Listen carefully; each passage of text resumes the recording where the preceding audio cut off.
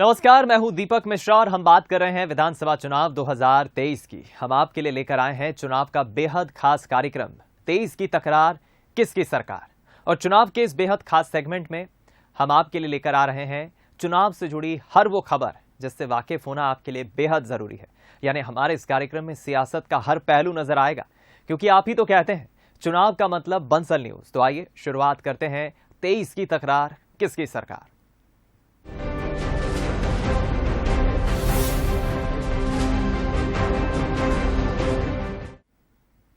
सबसे पहले बात इलेक्शन टुडे की, जिसमें हम आपको बताते हैं वो खबर जो दिन भर चर्चा में रही और 2023 के चुनाव में किसी न किसी रूप में असर डालेगी। मध्य प्रदेश की चुनावी राजनीति में युवा अब केंद्र में आ गया है। दरअसल 30 लाख युवा ऐसे हैं जो 2023 में पहली बार वोट डालेंगे और कांग्रेस बीजेपी इसको लेकर रणनीति बनाने में जुट गई है। एमपी के चुनावी रण में युवाओं का दम। 2023 में युवाओं को साधना अहम। युवा कांग्रेस को नाथ ने सौंपी जिम्मेदारी। युवाओं को रिझाने बीजेपी ने भी शुरू की तैयारी। युवा कांग्रेस को कमलनाथ ने बड़ी जिम्मेदारी सौंपी है। यूथ कांग्रेस माइक्रो लेवल पर धर्म, जाति और स्थानीय नेताओं की लिस्ट बना रही है। जल्द ही यूथ कांग्रेस में बड़ा परिवर्तन भी दिखने वाला है, क्योंकि कमलनाथ ने पदाधिकारियों के साथ मंथन किया है। चुनाव में रणनीति बनाना बहुत जरूरी है और उसमें धर्म, जाति, संप्रदाय इनका भी बहुत विशेष भूमिका रहती है। तो हमारा पूरा जो फोकस है कि जो भी जातिगत समीकरण होते हैं, धार्मिक समीकरण होते हैं, बूथ स्तर पर उनको ध्यान रखते हुए वहाँ पर नियुक्तियाँ कर वहाँ पर लोगों को जोड़ने की एक पूरी मुहिम चालू करें। और इस पर निश्चित तौर पर इस बार माइक्रो लेवल पर काम हो रहा है और इसका असर, जबरदस्त असर आपको 2023 के चुनाव में देखने मिलेगा। उधर शिवराज कैबिनेट की अहम बैठक में भी यूथ पर नीति लाने की बात कही गई है। चुनावी साल में यानी 13 जनवरी को युवाओं के लिए यूथ पॉलिसी आएगी। 13 जनवरी को यूथ पॉलिसी लॉन्च होगी। मध्य प्रदेश में कांग्रेस और बीजेपी हर उस रणनीति पर काम कर रही है जो 2023 के विधानसभा चुनाव को जिताने के लिए जरूरी है। आंकड़े बताते हैं कि मध्य प्रदेश में 18 से 21 साल के 30 लाख नए युवा मतदाता 2023 की सरकार चुनेंगे। प्रदेश में 30 लाख युवा मतदाता पहली बार वोट डालेंगे। जाहिर है यूथ के इन आंकड़ों ने सियासी दलों को नई रणनीति बनाने पर मजबूर कर दिया है। Bureau report, Bansal news. चलिए, तो अब इस सियासी भरी खबर के एंगल को समझने के लिए हमने आपके लिए एक चुनाव शाखा बनाई है और इस चुनाव शाखा में वो सियासी रिकॉर्ड है जो आपको किसी भी खबर के मायने को समझने में मदद करेंगे। तो चलिए सीधा चलते हैं अपनी चुनाव शाखा में, जहां हमारे साथ एग्जीक्यूटिव एडिटर शैलेंद्र सिंह राजपूत जी मौजूद हैं। शैलेंद्र जी, बहुत स्वागत है आपका और जरा समझाएं हमारे दर्शकों को इस आने वाले विधानसभा चुनाव में युवाओं की खासतौर पर भूमिका, क्योंकि हम दो पीढ़ी देखते हैं, एक युवा पीढ़ी, एक बुजुर्ग पीढ़ी। 60-70 साल से ऊपर वाली बुजुर्ग पीढ़ी तो कहती है कि साहब हमारा तो जीवन बीत गया कांग्रेस को वोट देते, हमारा जीवन बीत गया बीजेपी को वोट देते। लेकिन ये युवा 2023 में कितनी अहम भूमिका निभाएंगे पार्टियों के लिए? बिल्कुल, युवा आप भी हैं दीपक, तो आपको भी ये समझना जरूरी है। देखिए, ये जो युवा पीढ़ी है पिछले 5 साल में जो आई है, ये 30 लाख वोटर जो बढ़े हैं, जो पहली बार जो वोट डालेंगे मध्य प्रदेश में, ये पीढ़ी पिछली पीढ़ियों से काफ़ी अलग है। सबसे बड़ी वजह है ये सोशल मीडिया वाला युग है, ये रील्स बनाने वाले युवा है। तो इनके पास ऑप्शंस काफ़ी है समझने के लिए सोशल मीडिया के थ्रू कि इससे पहले ये सुविधा पहले की पीढ़ियों को नहीं थी, लेकिन इस बार का ये युवा पीढ़ी, इसके पास काफ़ी सारे ऑप्शंस हैं सोशल मीडिया के थ्रू।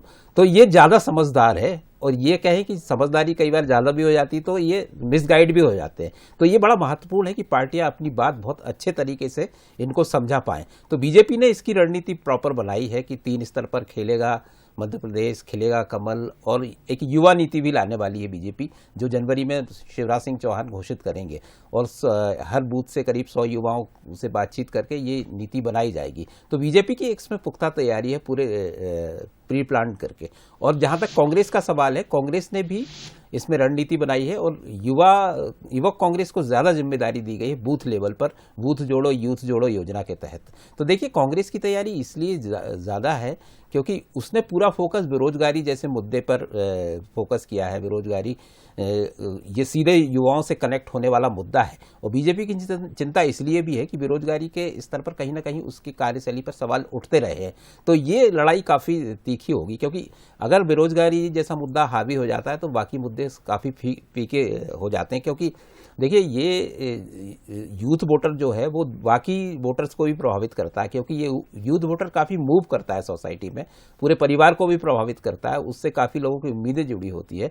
तो ये अगर एक है तो इसके साथ 4 मतदाता और जुड़े हैं। तो दोनों पार्टियों की ये जो बेचैनी है युवाओं को साधने की, ये सिर्फ संख्या के आधार पर भी नहीं है, ये एक परसेप्शन मेकिंग भी जो होती है युवाओं की तरफ से, उसको लेकर भी है दीपक। इसलिए ये लड़ाई काफ़ी तीखी होगी और अभी से आप देख रहे हैं कि दोनों तरफ से ये तैयारियां शुरू हो चुकी हैं।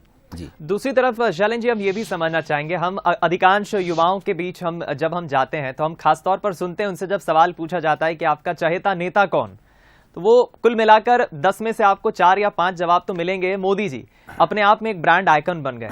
लेकिन अब मध्य प्रदेश कांग्रेस के परिप्रेक्ष्य में बात करें, सत्ता में आने के लिए युवाओं को जो साधने की कोशिश कर रही है पार्टी, कितनी मेहनत या ऐसी कौन सी योजनाएं या क्या वो ट्विस्टर होगा, क्या वो एक हथकंडा होगा कांग्रेस के लिए युवाओं को साधने के लिए कि सत्ता में आने के लिए ये युवा कांग्रेस को वोट दें? देखिए, बिल्कुल ये लड़ाई, आपने अच्छा सवाल पूछा है कि मुद्दे एक तरफ है लेकिन शख्सियतों की भी लड़ाई होती है, और युवा मन जो होता है वो शख्सियत से जरूर प्रभावित होता है। और आप ही जैसा कह रहे थे कि मोदी का नाम ज्यादा लेते हैं युवा, हालांकि युवा राहुल गांधी माने जाते हैं। तो ये अंतर, ये एटीट्यूड वाइज कौन युवा है ये देखना जरूरी है। तो ये युवा, इसलिए दोनों पार्टियों की तरफ से, खासतौर से कांग्रेस ने इस चीज को समझा है और राहुल गांधी अपनी छवि बदलने का प्रयास भारत जोड़ो यात्रा के द्वारा कर रहे हैं। और शायद उसकी एक वजह ये भी है कि वो अपनी एक बिल्कुल अलग गंभीर छवि के साथ आना चाहते हैं जिससे युवा कनेक्ट हो सके। और नरेंद्र मोदी का भी स्टाइल जो रहा है हमेशा से एक युवा की तरह रहा है, तो ये शख्सियत भी बड़ा असर डालती हैं। तो ये, और राष्ट्रीय स्तर के नेतृत्व से अगर हम नीचे उतरें तो प्रदेशों में भी ये बात लागू होती है। तो इसलिए पार्टियां दोनों ऐसे लोगों को भी महत्व देंगी जो युवाओं को आकर्षित कर सके। तो ये, जहां तक टिकटों का सवाल है, विधानसभा स्तर पर आपने देखा होगा, गुजरात हो चाहे दूसरे इलेक्शंस हो, युवाओं को काफी महत्व दिया गया है। और मध्य प्रदेश में भी ये बातें कही जा रही हैं, चाहे कांग्रेस हो चाहे बीजेपी, कि युवाओं को ज्यादा मौका दिया जाएगा। तो आने वाला चुनाव युवाओं पर काफी निर्भर करने वाला है, चाहे उम्मीदवारों की बात हो, चाहे वोटर्स की बात हो, और चाहे मुद्दों की बात हो। तो दीपक, ये दिलचस्प है और ये अच्छा भी है कि ये आने वाली पीढ़ियों को ये मौका मिले। और बात आप ये भी कही जा रही है, इस दिशा में भी विचार शुरू हुआ कि अब चुनाव लड़ने की आयु 25 से घटाकर 21 साल की जाए। केंद्र सरकार इसको लेकर भी गंभीर है और भी पार्टियां इसमें साथ हैं। तो ये भी एक हथकंडा भी हो सकता है और अच्छी बात भी है कि जब भारत युवा 65% हम युवा भारत की बात करते हैं तो युवाओं की पार्टिसिपेशन भी इसमें बढ़ना चाहिए। जी जी, बिल्कुल ठीक है आपने। एक बात तो बिल्कुल साफ है कि आने वाले चुनाव में युवाओं की खास भूमिका रहेगी और दोनों ही राजनीतिक दलों में से कौन साधने में कामयाब होगा ये देखना दिलचस्प होगा। बहुत शुक्रिया आपका शैलेंद्र जी, सटीक विश्लेषण आपने किया और हमारे दर्शकों को समझाने की कोशिश की युवाओं के फैक्टर को लेकर, खासतौर पर दोनों ही राजनीतिक दल जो खास तैयारी कर रहे हैं। और चलिए अब बारी है हमारे खास सेगमेंट बूथ बाजा की। बूथ बाजा में हम आपको लिए चलते हैं हरदा विधानसभा। इस सीट पर मालवा और निमाड़ की संस्कृति की झलक देखने को मिलती है। वहीं किसान चुनाव में अहम भूमिका भी निभाते हैं। कृषि मंत्री कमल पटेल का इस सीट से विधायक होना भी एक खास बात बनाता है। देखिए रिपोर्ट। नमस्कार, बंसल न्यूज की टीम आप पहुंची है इस वक्त हरदा में। हरदा विधानसभा के सियासी समीकरण आखिर क्या है और आखिर 2023 से पहले हरदा का वोटर क्या कहता है, इन तमाम बिंदुओं पर भी बातचीत करेंगे, जनता की नब्ज भी टटोलेंगे और जानेंगे कि आखिर 2023 से पहले किसका पलड़ा है भारी और हरदा की इस जंग में कौन पड़ेगा किस पर भारी। मालवा और निमाड़ की मिलीजुली तासीर वाली हरदा विधानसभा सीट कई मायनों में खास है। 2,30,000 मतदाताओं वाली इस सीट की धुरी कृषि और किसान के इर्द गिर्द घूमती है। यहाँ किसान ही हार और जीत का फैक्टर तय करते हैं। बात 2018 चुनाव की करें तो यहाँ प्रदेश के कृषि मंत्री और बीजेपी के कद्दावर नेता कमल पटेल ने जीत दर्ज की। कमल पटेल यहाँ से 5वीं बार विधायक चुने गए हैं। हरदा में हुए विकास कार्य और किसानों के हित में किए गए कामों की दम पर कृषि मंत्री एक बार फिर जीत का दावा कर रहे हैं। मुख्यमंत्री शिवराज सिंह चौहान जो गांव गरीब किसानों का मसीहा है, बहनों का भैया है, बच्चों का मामा, युवाओं के हृदय सम्राट और गरीब माता पिता का सरवन बेटा है। जब से मुख्यमंत्री बने, मुख्यमंत्री कन्यादान योजना शुरू हुई, जिससे लाखों कन्याओं का विवाह हुआ, लाखों 43 लाख कन्याएं लाडली लक्ष्मी बनी है। ये हमारा सौभाग्य है कि राजनीति के माध्यम से सत्ता प्राप्त करके हम समाज परिवर्तन कर रहे हैं और गरीबों के आंसू पहुंच रहे हैं। गरीब कन्याओं का कन्यादान करके बहुत सौभाग्यशाली है। पूरी उम्मीदों पर खरा उतरे हैं और हरदा जिला तो हिंदुस्तान का नंबर 1 जिला है, जहाँ गेहूं उत्पादन में हम नंबर 1 है, चना उत्पादन में नंबर 1 है, मूंग उत्पादन में नंबर 1 है और समर्थन मूल्य पे खरीदी में नंबर 1 है। किसान की आय प्रधानमंत्री नरेंद्र मोदी जी का सपना था 2 गुना करना, हमने 4-6 गुना कर दी। कमल खिलेगा, कांग्रेस की विश्वसनीयता खत्म हो गई, कांग्रेस खत्म, चारों तरफ कमल ही कमल का फूल है। मोदी जी के नेतृत्व में भारतीय जनता पार्टी की सरकार बनेगी। ऐसा नहीं है कि यहाँ किसानों को लुभाने में बीजेपी ही सफल हो पाई है। कांग्रेस के रामकिशोर दोगरे 2013 विधानसभा चुनाव में कमल पटेल को शिकस्त देने में सफल हुए थे और कांग्रेस का झंडा ऊंचा किया था। 2023 को लेकर रामकिशोर दोगरे का मानना है कि किसानों के दम पर ही कांग्रेस हरदा में वापसी कर रही है। किसानों की समस्या, गरीबों की समस्या, आम आदमी की समस्या, हर राशन का अनाज नहीं मिल रहा टाइम से, लोग परेशान हैं, तो वो अनाज भी बिक जाता है बाहर बाजार में आके। यहाँ फ्रूट मिले हैं तो उसमें जाके बिक रहा है वो। तो ये इस तरह की बहुत सारी समस्या उसको लेकर जाएंगे हम, और इसके साथ किसान बहुत परेशान है। यहाँ का किसान सुविधाएं हैं, उसका प्रॉपर डिस्ट्रीब्यूशन नहीं हो रहा है। 2013 में मैंने तोड़ा इसको, है ना, ये अवैध किले को तोड़ा था, और 18 में मैं कोई लंबा हारा नहीं हूँ, 6,000 साढ़े 6,000 से हारा हूँ, कोई बड़े भारी हार नहीं है। बात हरदा वासियों की करें तो सरकार और क्षेत्र के विधायक से वो खुश नजर आते हैं। किसान भी क्षेत्र के विकास कार्यों की तारीफ करते नजर आए। फिर भी क्षेत्र में रोजगार के लिए उद्योग और इंडस्ट्री खोलने की इच्छा वो रखते हैं। मंत्री जी तो बहुत उम्मीदों पर खरा उतरे हैं और काम भी और विकास के कार्य भी बहुत अच्छे हुए हैं। किसानों की समस्या भी हल करी है उनने, बहुत सारी चीजें हल करी है उनने। फैक्ट्री वगैरह खुलना चाहिए यहाँ पे, जैसे कि जगह जगह इतना पैसा यूज़ होता है तो उसकी जगह कभी रोजगार के लिए कोई फैक्ट्री खुल जाए जिसके लिए कोई अनएम्प्लॉयमेंट कम हो जाए तो वो ज़्यादा अच्छा रहेगा। सर विकास के लिए तो यहाँ पे कोई डेवलपमेंट नहीं है, यहाँ पे कोई उद्योग नहीं है, यहाँ पे कोई प्लांट नहीं है। सर प्राइवेट नौकरी की व्यवस्था भी कोई व्यवस्थित नहीं है, और बिजनेस तो सर यहाँ पे क्या किसानी बेस्ड एरिया है, तो किसानों के दम पे ही काम हो रहा है। हम व्यापार भी जो लेके चल रहे हैं किसानों के दम पे चल रहे हैं। आवास योजना भी मिली हमें, अच्छा मंडी में रोजगार भी अच्छा मिल रहा है, अच्छा काम व्यवस्था अच्छी चल रही है हमारी, बहुत बढ़िया। मकान अकानी बना लिया, अब तो मंदी ने पैसे दिए ना, 2,000 रुपये मकान अकान बनाया ना, डाउरी स्टोरी कर लिया अपने, 5 लाख रुपये मिले ना, सब भरपूर काम हुआ है। बढ़िया बढ़िया हो रहा, वोट वोट उनको ही दे रहा है बंदो। हरदा विधानसभा के नतीजों से ये तो जरूर झलकता है कि जिसने किसानों का दिल जीता उसने जीत का परचम लहराया। लेकिन 2023 के चुनाव में आखिर कौन किसानों का दिल जीत पाएगा, ये वक्त ही बताएगा। पीयूष पारे, बंसल न्यूज़, हरदा। तो चलिए अब इस हरदा सीट का सियासी इतिहास भी समझ लीजिए। 2 लाख से ज्यादा मतदाता वाली ये सीट है, हरदा सीट, जहां मतदाताओं की प्रतिक्रिया आपने अभी सुनी। कृषि और किसान सीट, इस सीट का एक अहम फैक्टर है किसान और कृषि। 1990 से बीजेपी का मजबूत गढ़ है हरदा विधानसभा सीट। वहीं कृषि मंत्री कमल पटेल फिलहाल यहां से मौजूदा विधायक हैं, जो 5 बार से लगातार जीत रहे हैं और अभी प्रदेश के कृषि मंत्री हैं। हालांकि 2013 में आखिरी बार कांग्रेस को यहां पर जीत मिली थी, कांग्रेस के रामकिशोर दोगरे यहां से विधायक बने थे।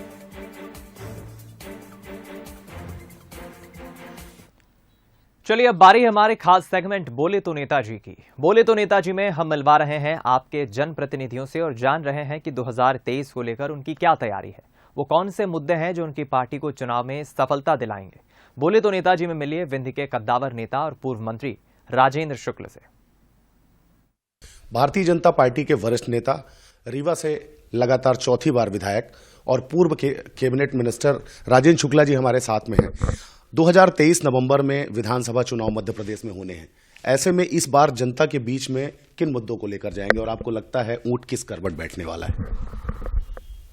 देखिए, मुद्दा तो एकमात्र यही है कि मध्य प्रदेश को हिंदुस्तान का सबसे बेहतर राज्य बनाने का जो मिशन 2003 में भारतीय जनता पार्टी की सरकार बनने के बाद शुरू हुआ है, उसमें जो कुछ भी काम रह गया उसको पूरा करना।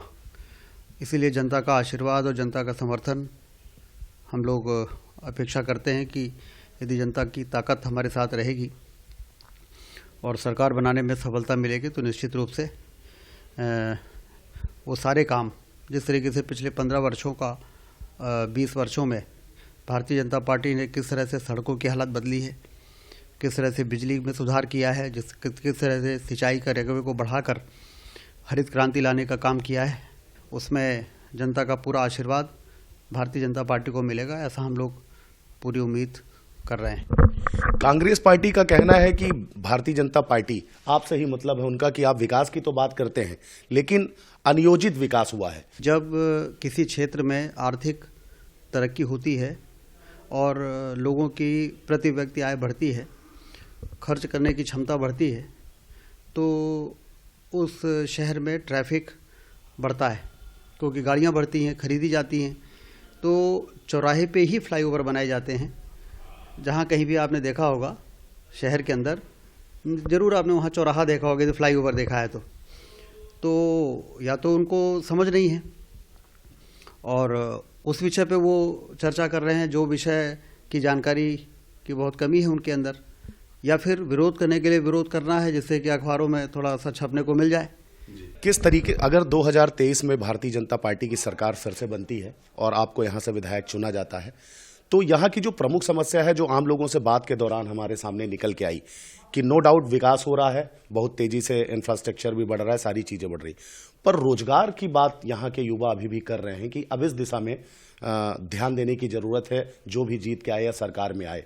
रीवा में व्यापार जिस तेजी से बढ़ा है, जिस तरह से बाजार की रौनक बढ़ी है, शॉपिंग मॉल्स बन रहे हैं रीवा में, सायाजी का होटल आ रहा है, रेडिसन का होटल आ रहा है, सायाजी का तो होटल आ ही गया, और मुझे कोई बता रहा था कि पिछले 6 महीनों में 46 नए रेस्टोरेंट बने हैं रीवा में, और उन रेस्टोरेंट में काम करने वाले जो बच्चे हैं उनको हमने जो MPT में होटल बनाया था उसमें फूड एंड क्राफ्ट्स इंस्टीट्यूट भी बनाया था, तो उससे ट्रेनिंग ले लेके house keeping, room service, chef, इस प्रकार की ट्रेनिंग लेके बच्चे इन्हीं रेस्टोरेंट में और इन्हीं होटलों में नौकरी प्राप्त कर रहे हैं। जब रीवा में व्यापार बढ़ रहा है तो जिन छोटी छोटी नौकरियों के लिए हमारे यहाँ के बच्चे नागपुर में जाके छोटी छोटी नौकरियाँ करते थे होटलों में, आज उनको रीवा में ही पर्याप्त काम मिल रहा है और ज़्यादा बेहतर ट्रेनिंग के बाद काम मिल रहा है। भारतीय जनता पार्टी के जो विधायक है राजेंद्र शुक्ला, वो कटिबद्ध हैं कि सारी समस्याएं जो विंध्य की हैं, जो रीवा की हैं, उन्हें समय रहते दूर किया जाएगा और आगामी चुनाव में जीत के बाद उनकी प्राथमिकताएं कुछ और होगी। कैमरा पर्सन आशुतोष चंदेल के साथ अंचल शुक्ला, बंसल न्यूज, रीवा। अब वक्त है चुनावी जायका लेने का। बंसल न्यूज की टीम पहुंची राजधानी भोपाल में चाय की चुस्की और सियासी जायका लेने, और शहर के लोगों से जाना 2023 को लेकर उनकी क्या सोच है और वो कैसा जनप्रतिनिधि चाहते हैं। मध्य प्रदेश में 2023 में विधानसभा के चुनाव हैं और चुनावी जायका लेने पहुंचे हैं हम राजू टी स्टाइल, जहां पर आप देख सकते हैं कि चाय से भरी ट्रे है और एक युवाओं का यहां पर माहौल बना हुआ है। पहुंचे हैं तो कैसा होना चाहिए मध्य प्रदेश का मुख्यमंत्री, कैसी होनी चाहिए सरकार, ये देखिए। ये चाय पर चर्चा करेंगे, तमाम युवा हैं, उनके हाथ में चाय भी है, उनसे बात भी करेंगे। 2023 में मध्य प्रदेश में चुनाव होने वाले हैं, कैसी सरकार होनी चाहिए, क्या लगता है चुनाव की जायका कैसा रहेगा? चुनाव का जायका तो ठीक ही रहेगा, हमारे हिसाब से तो मोदी सरकार ही आनी चाहिए। क्या कुछ मुद्दे हैं, क्या कुछ काम होने चाहिए जो आपको लगता है मध्य प्रदेश में होने चाहिए? काम तो सब अच्छे हो रहे हैं अभी, और कुछ वैसे अभी रोजगार का ही है मैटर मेन, युवाओं को रोजगार मिलना चाहिए, वो एक जरूर है। और आप बताइए भाई साहब, चाय की चुस्की ले रहे हैं, कैसा स्वाद है, जायका चुनावी कैसा रहने वाला है? चाय तो काफ़ी सुंदर है, पर प्रदेश की जो स्थिति है वो काफ़ी अच्छी नहीं है, खासकर युवाओं को लेकर।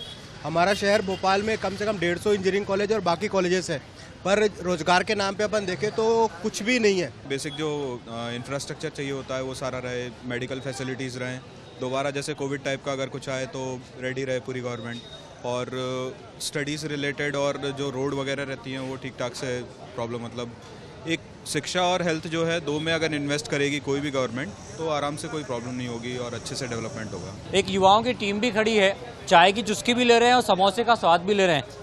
चुनावी जायका कैसा होना चाहिए, क्या लगता है कि चटपटा जैसे समोसे का स्वाद है और अदरक वाली चाय है, तो चुनावी माहौल कैसा रहेगा?